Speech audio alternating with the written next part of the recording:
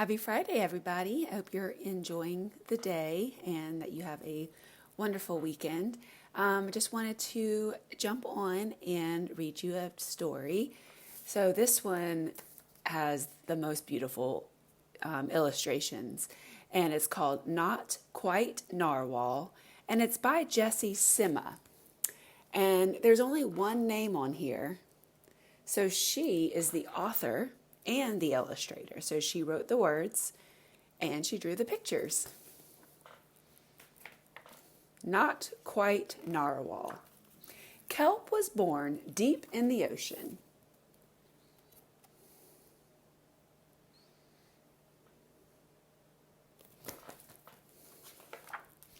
He knew early on that he was different from the other narwhals. His tusk wasn't as long as everyone else's, he had different tastes in food, and he wasn't a very good swimmer.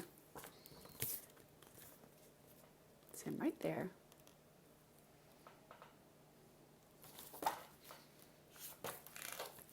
But his friends didn't seem to mind, so Kelp decided that he wouldn't either.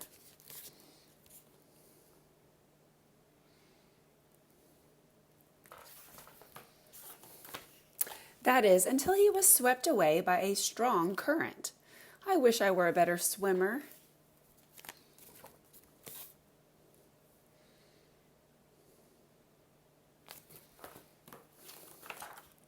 Kelp found himself at the surface, closer to land than he had ever been before. High up on the cliff, he spotted a mysterious, sparkling creature. It looked so familiar. It looked like kelp.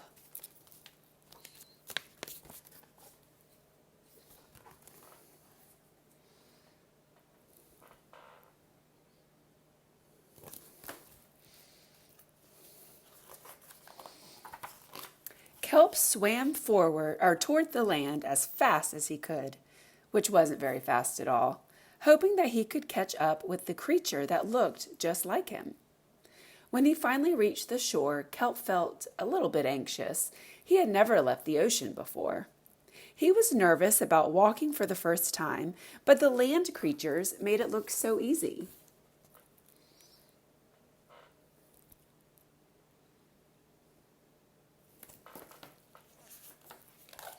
It wasn't. Eventually, he got the hang of it. Looks like he tried to copy a frog, then he tried to copy a crab, and then the turtle helped him.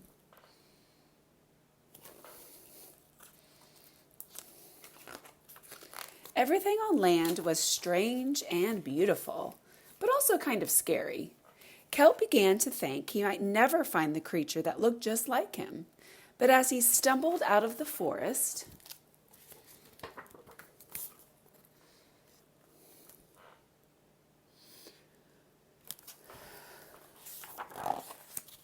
land narwhals actually were unicorns. And by the looks of it, so are you.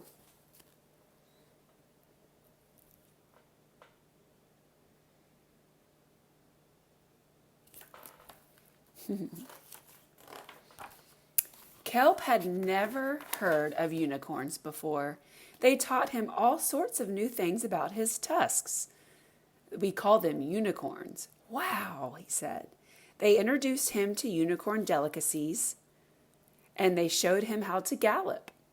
There was no doubt that Kelp was, in fact, a unicorn. He was having so much fun that he didn't want to leave.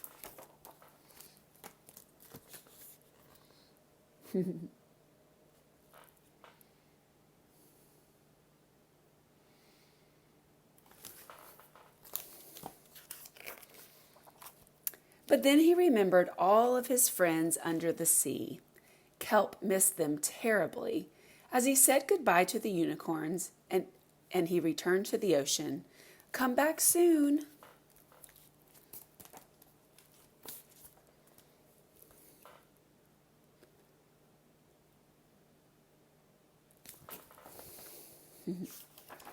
Oops. Kelp swam toward home as fast as he could, which wasn't very fast at all, hoping that the narwhals would still like him now that he was a unicorn. When he finally arrived, Kelp had butterflies in his stomach. Welcome home, Kelp.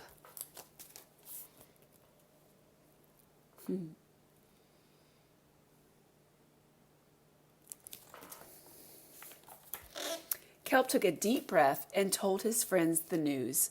It turns out I'm not a narwhal. Of course you aren't. I'm a unicorn. We all knew that. They took it quite well.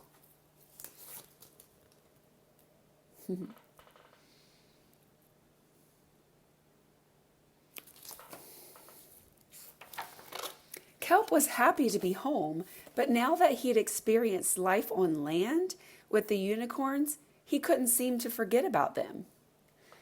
Did he want to be a land narwhal with the unicorns or a sea unicorn with the narwhals? Kelp couldn't decide, but then he realized that maybe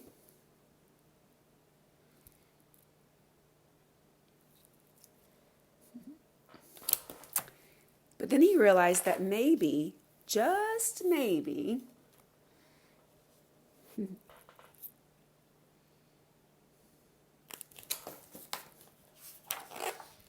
he didn't have to choose.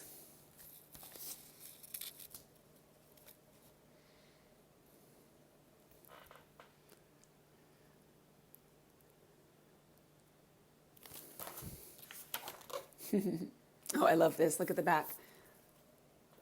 It says, I'm a unicorn. He says, He's got a little horn, though. The end. All right, you guys. I hope you have a wonderful day, and I will talk to you soon.